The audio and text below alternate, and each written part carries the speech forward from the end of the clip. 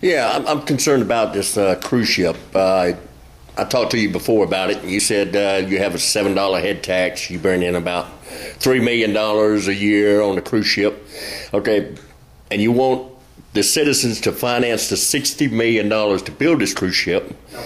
No. You don't want us to build, finance the cruise ship. No, I do not. I don't know where you're going to get the $60 million from. That's what concerns me, because if you're only making $3 million a year on a cruise ship, it'd take you 20 years to pay that cruise terminal off. You're right.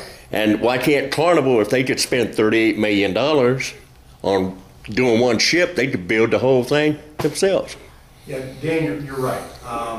You're right on that about Carnival being able to do it if they wanted to. You know, you and I have had this discussion. Yeah. Traditionally, they don't do that. Am I going to ask them to do it? You bet.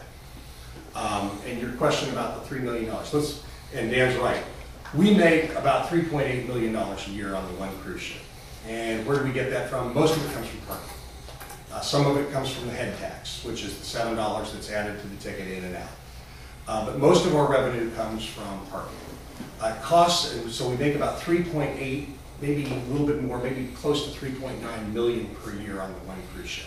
It costs us between $800,000 and $900,000 a year to operate the terminal. We're currently in. So net to the bottom line is about $3 million. And you're absolutely right, Dan. I could not afford a $60 million. I couldn't afford a $60 million price tag on that. What I was pointing out earlier is that this deal must stand on its own. I am not looking to the citizens of Jacksonville or any place else to support this cruise terminal.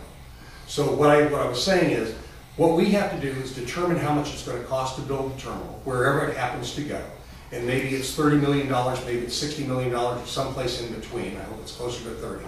And then once we know how much that is, then I have to translate that to how much would it cost me to borrow that much money per year. What is the annual debt service? What do I need for operations? I'll add that to it. And what do I need extra to maintain my debt service coverage ratio? Because I've got to maintain that, because that's what my bond rating depends upon.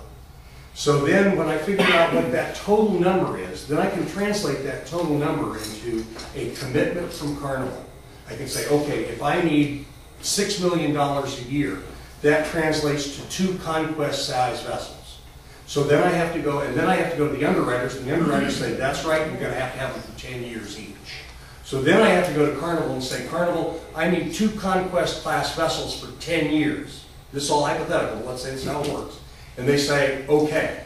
Well, then I have enough money from that revenue stream, because I know what I'm going to make on 2 conquest class vessels. I will then have enough money from that revenue stream that I can pledge to the debt service so that I can borrow the money to build the terminal.